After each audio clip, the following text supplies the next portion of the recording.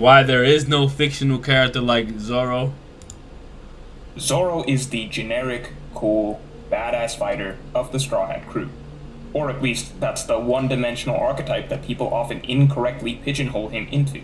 In my opinion, Zoro actually has an argument for the best written character in One Piece, though sometimes it can be difficult to discuss this, or even feel like it's worth discussing, when his obsessive fanbase seems so bent on pushing him as this one-dimensional caricature of an unstoppable sword god. I think it becomes so easy to overlook what a uniquely designed character he actually is. A rare combination of certain extreme characteristics that you don't often see in fiction. A combination that makes for a character truly unlike any other. So before we get into fucking it, make Zoro, sure to bitch! For more analysis Let's videos go. like this in the future. I like the way so first let's talk about Zoro, the man who wants to become the world's strongest swordsman. Obviously, it's nothing strange for a character to have a dream, or a final goal that they are working towards, especially in a series like One Piece where so many characters are driven by their dreams. But even in One Piece, and even among the Straw Hats, Zoro's ambition stands out in a few ways. First of all, just the fact that his dream is inherently competitive. He's not looking to draw a map of the world, to become a brave warrior, to cure all diseases, etc., etc. His goal is simply to become the absolute best at what he does. He wants to be the #1 swordsman. He wants to stand above all other swordsmen, to the point that even the heavens know his greatness.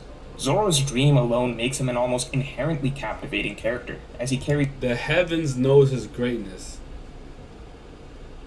That's something. Such a grand individualistic ambition. It's not based off a personal passion like cartography or cooking. It's not a desire to help others by curing diseases.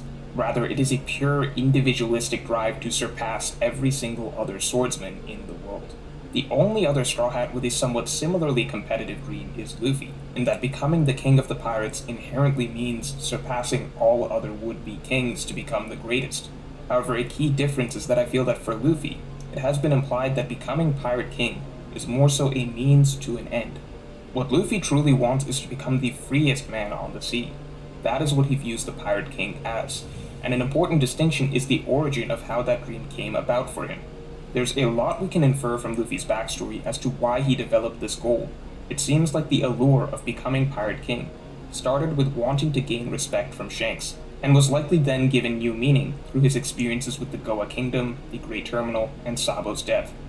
As this is where he began to understand the importance of Sabo's death, nigga. What's the nigga talking about? But I guess he's showing like when they thought Sabo's died. Freedom in this world, and resolved to become stronger in response. These childhood experiences seem to be what drove Luffy towards Pirate King, not necessarily an inherent desire from the start to compete and surpass all other pirates. I don't think the Luffy that first met Shanks already had this desire in mind. And so here Zoro stands apart further, not just in what his dream is, a grand individualistic drive to become #1, but also in why he has that dream. A common misconception I see is that Zoro wants to become world #1 because of his promise to Kuina. That's actually not true. The important detail that people often miss is that Zoro was dead set on becoming world #1 even before the pact with Kuina was made. This is a crucial difference, in that it seems as though Zoro has always wanted to be #1, simply for the How do I speed it up? Oh, playback speed. sake of being #1, which says a lot more about his character than if he was simply doing this for the sake of another all along.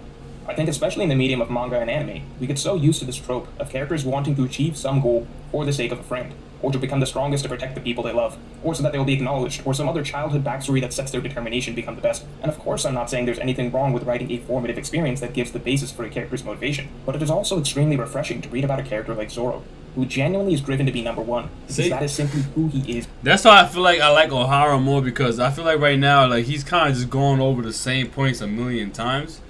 He's like, alright, my nigga, like, get to the fucking point, bro. At his core, he is innately driven to be the best.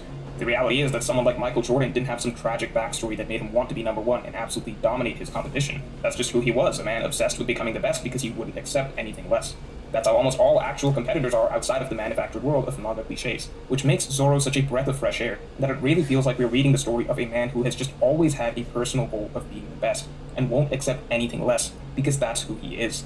That's not to say the death of Kuina wasn't important. It adds new weight to his dream. Now he has a binding reason that he can never let go of his dream, but it doesn't change the fact that he was always innately driven to be number one.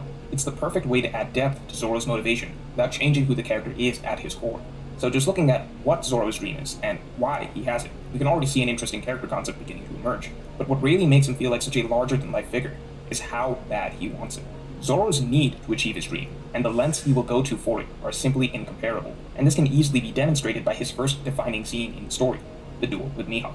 I believe this is the first scene that truly showcases Zoros' unrivaled dedication to his dream. Up till he met Mihawk, Zoro believed he had a shot at the title of world's #1 swordsman, and of course this scene was so powerful because we got to see a character that mattered. It was what defined him. And Luffy better be ready to die if he got in the way of that. This man was a lone wolf, he was on his own journey, and he wasn't looking to join forces with anyone else. I'm sorry guys, I can't stand this nigga, bro. I can't stand this nigga's video right now, bro. Like, real shit. Like, I can't deal with it. It's kind of getting me mad. Like, I'm like, yo, like, this nigga's really, this shit's driving me crazy, bro. I'm like, yo, what the fuck? This nigga's saying the same shit a mad times, bro. Like, Seriously, what the fuck are you doing? Then he wants to be the best. And I'm really determination, like nobody else has it like him. And you can see in this thing is pure determination, because he wants to be the best, and nobody can have it. Like, damn, nigga! Shit!